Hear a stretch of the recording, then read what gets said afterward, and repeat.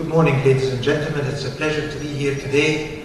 I think today's topic is one of the extremely interesting topics, and it's a very hot topic. And I think it's one of the issues that could immediately gear up the economy in Egypt.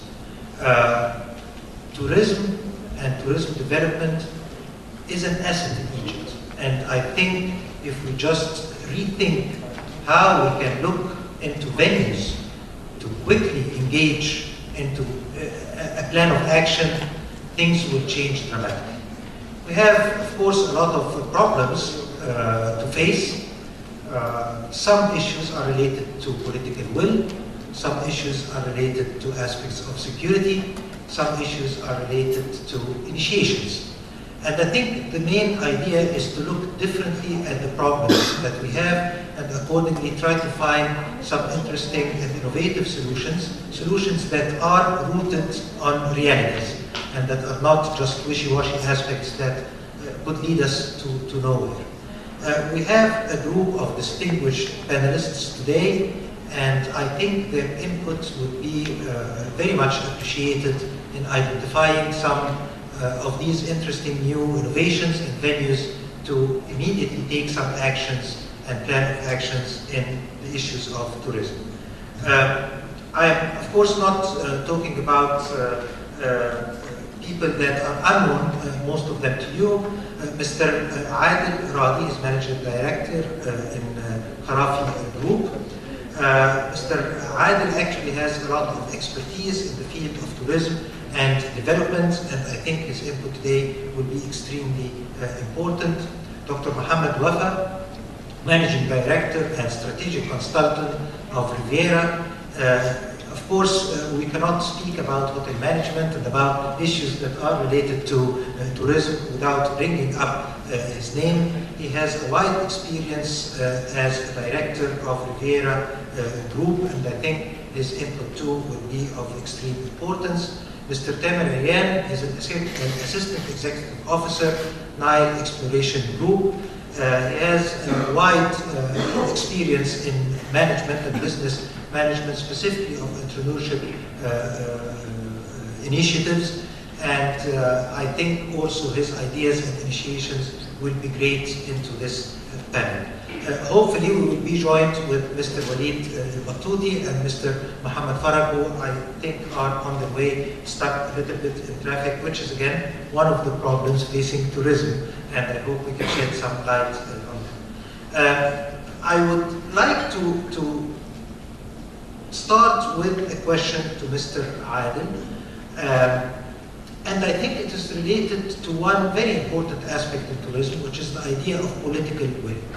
In an era where things are changing, and we expect change for quite a while, I think it is important to shed some light on the issue of political will and to initiate some ideas to how to pull the political will into the game, because I think there is some reluctancy, especially with an issue of tourism that could have an edge on the Islamic regime in general.